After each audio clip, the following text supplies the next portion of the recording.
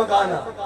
اے ساڈے بڑیاں نے بنایا جنہاں دے بڑیاں نے انگریزاں دے کتے نوائے تے گھوڑی پال مربع لین او پاکستان دے مالک نہیں ہیں جنہاں دے بڑیاں نے انگریز دی پھانسیاں بھی جھولیاں اور انگریز دی جیلاں بھی کٹیاں اور کیا کہ ہے مشق سخن جاری اور چکی کی مشقت بھی ایک طرفہ تماشا ہے حسرت کی طبیعت بھی جو چاہو ستم کر لو اور بھی کھل کھیلو پر ہم سے قسم لے لو کہ ہو جو شکایت بھی اس لیے کہ ہم نے گزارے ظلم سہ کر کہا کہ شاہوں کے تکبر سے بھی دب کر نہ رہا میں آخر کس بار گائے خاص کا گدا ہوں میں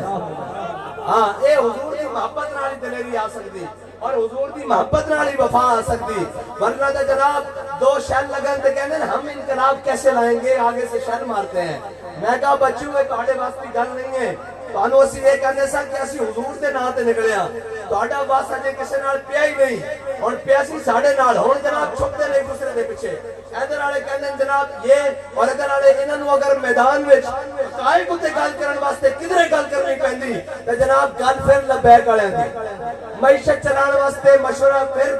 عمل کرنا پیندا لبیک والےاں دے میں کہا تسی انشاءاللہ میں قوم نال مخاطب ہاں پوری نال جے قوم زور لا دے نا تے جڑے باقی نے انہاں دیاں فلیٹاں وی لندن نوں ہو جان گے انشاءاللہ اے تے رولا ہی کوئی نہیں اگر قوم حقیقی طور تے جناب سمجھ لوے کہ اسی اپنے وطن نال کھڑے ہونا کہنا جی ہم کوئی غلام ہیں میں کہا جناب تسی غلامی چ نہیں تسی جناب غلامی تو تھلے بھی نوکر چاکری تو بھی تھلے چلے گئے ہو غلامی تو بڑی دور دی گل ہے اقبال کہتا سن تہذیب حاضر کے غلام غلامی سے بدتر ہے بے یقین تو تک بے یقین ہے تینوں یقین نہیں سی کہ جناب اگر میں حضور دی ناموس تے کھڑا ہو گیا اگر میں ناموس رسالت تے پہرا دے دیتا کہتے معیشت کیسے چلے گی ہم سے فلاں ناراض ہو جائیں گے میں نے کہا آج بھی تو معیشت نہیں چل رہی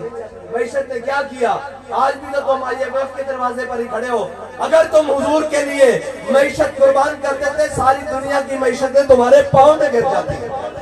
ان کو پتہ لگ جاتا کہ یہ اپنے نبی کے بارے میں بڑے غیرت مند ہیں اور یہ تم اعلان کر دیتے کہ جناب ہماری جانیں بھی ہمارا اسلحہ بھی ہمارا مال بھی ہمارا وطن بھی ہمارا ملک بھی ہماری ملت بھی حضور کے نام پر قربان ہے لیکن جب اپنی باری آئی ناموس رسالت کی باری میں تو جناب ایک کارکن نہیں باہر نکلا جب جناب عمران کی عزت کی باری آئی ہے تو آج سارے شہر کھانے کے لیے بھی تیار ہے آج جیلوں میں جانے کے لیے بھی تیار ہے میں نے کہا بچوں یہ تو اپنے قسمت کی بات ہے نا یہ تو ہماری قسمت کا ہمیں ناز ہے کہ اللہ نے ہمارے ذمہ حضور سید عالم صلی اللہ علیہ وسلم کی ناموس رسالت کے پرچم کو بلند رکھنا لگایا ہے اور تمہارے ذمہ